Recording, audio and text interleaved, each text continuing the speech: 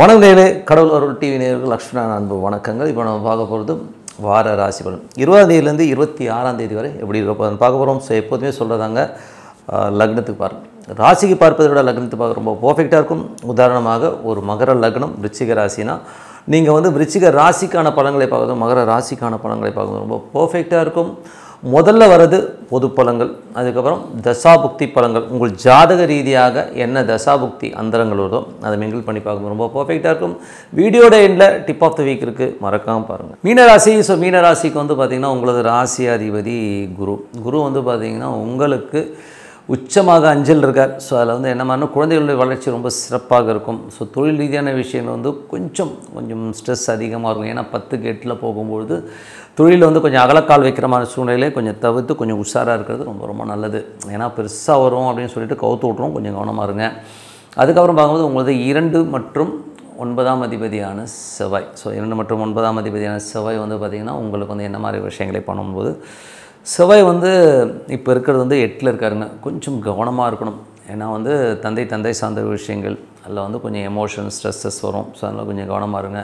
அதேமாதிரி நம்ம பேசும்போது கொஞ்சம் கவனமாக பேசுகிறது நல்லது குடும்பத்தில். அதனால் தேவையில்லாத வாக்குவாதங்கள் வர்றதுக்கான வாய்ப்புகளும் கொஞ்சம் கவனமாக இருக்கணும்.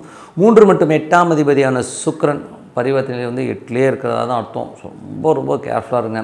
ஏன்னா ஏதாவது கற்பனையிலே அதாயிடும் இதாகிடும்னு சொல்லிட்டு நம்ம எமோட் ஆகிறதுக்கான வாய்ப்புகளும் கொஞ்சம் கவனமாக இருக்கிறது ரொம்ப ரொம்ப நல்லது.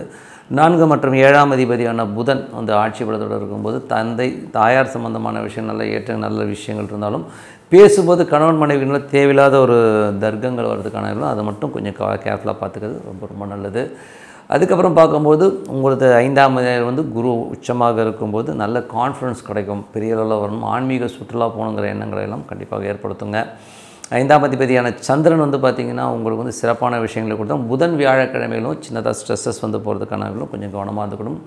அதுக்கப்புறம் உங்களது 6ஆம் அதிபதியான சூரியன் நீச்சமாக 8ல் இருக்கும்போது வேலையில் நிறைய அவமானங்கள் வர்றதுக்கான வாய்ப்பு, கொடுத்த கடனால் ஒரு ப்ரெஷரோ ஒரு ஸ்ட்ரெஸ்ஸஸோ வர்றதுக்கான வாய்ப்புலாம் ரொம்ப கவனமாக இருக்கணும். மீன லக்னமாக இருந்து மீன ராசிக்காரர்களாக இருந்தாலும் உங்களுக்கு 7ஆம் அதிபதியான புதன் பரிவத்தில் 7லே இருக்கிற மாதிரி இருக்கிறதுனால தாயார் மற்றும் மனைவியால் ஓரளவுக்கு நல்ல ஒரு விஷயங்கள் நல்ல ஏற்றங்கள் வர்றதுக்கான இப்போ வியாபாரத்தை அடுத்த கட்டத்திற்கு போகிறதுக்கான வாய்ப்பு ரொம்ப நல்லா இருக்குங்க.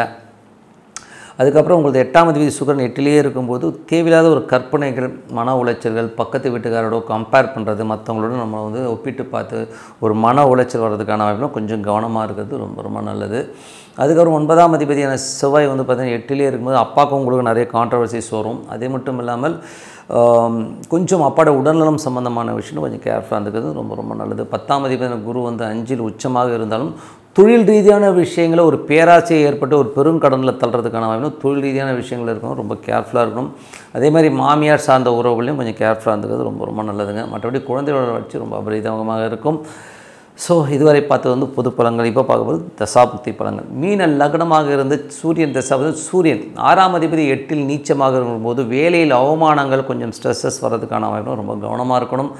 மீன லக்னமாக இருந்து சந்திரன் தசாபுக்தினா சந்திரன் பார்த்திங்கன்னா உங்களுக்கு புதன் வியாழக்கிழமைகள் 8ல் பிரயாணிக்கிற அந்த காலகட்டம் கொஞ்சம் எமோஷன் ஸ்ட்ரெஸ்ஸஸ் வர்றதுக்கான வாய்ப்பு, ரொம்ப கவனமாக இருக்கணும்.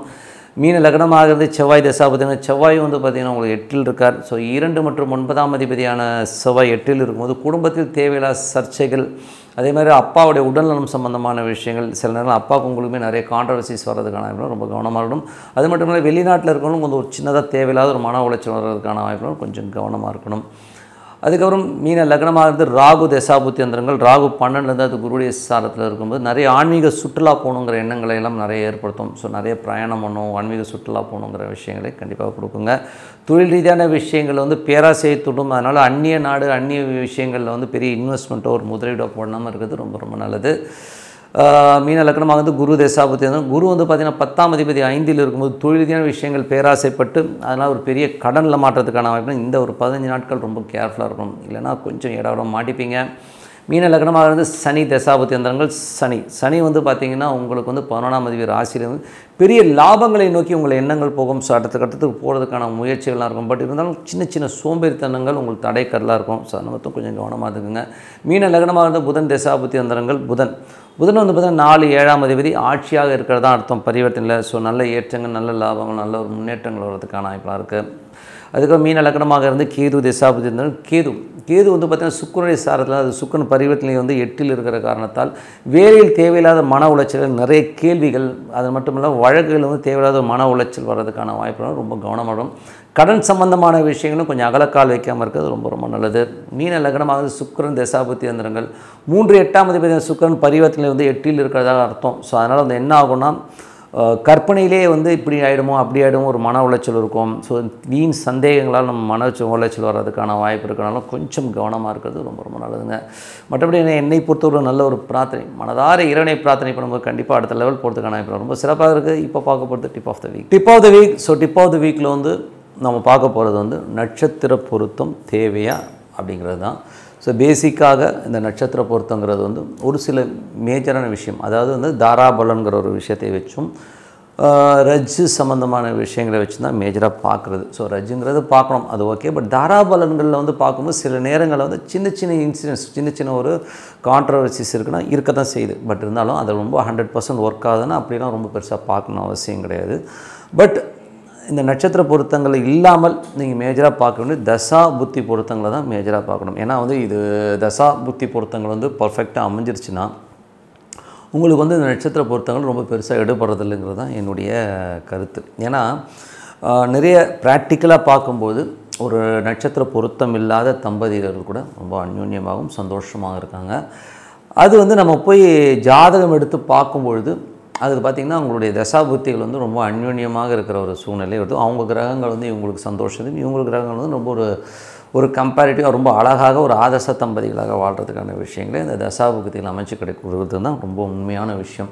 அது தசாபுக்தியில் மட்டும் இல்லாமல் தசாபுக்தியில் இருக்கிற அந்த நட்சத்திர நாதர்களும் வந்து ஒரு பாசிட்டிவாக இருக்கும்போது எல்லாமே பாசிட்டிவாக நடக்கிறதுக்கான வாய்ப்புகளை கண்டிப்பாக கொடுத்துருதுங்க.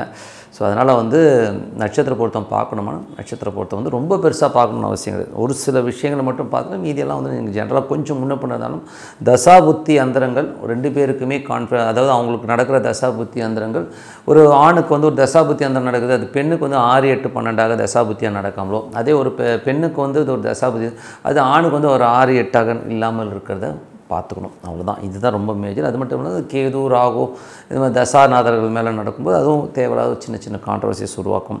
மற்றபடி வக்ரகிரகங்கள் ஒரு ஜாதகத்துக்கும் இன்னொரு ஜாதகத்துக்கும் கண்டிப்பாக நல்ல ஒரு பலன்களை கண்டிப்பாக கொடுக்கும். ஸோ இதெல்லாம் வந்து மேஜராக பார்க்கணும் மொழியை.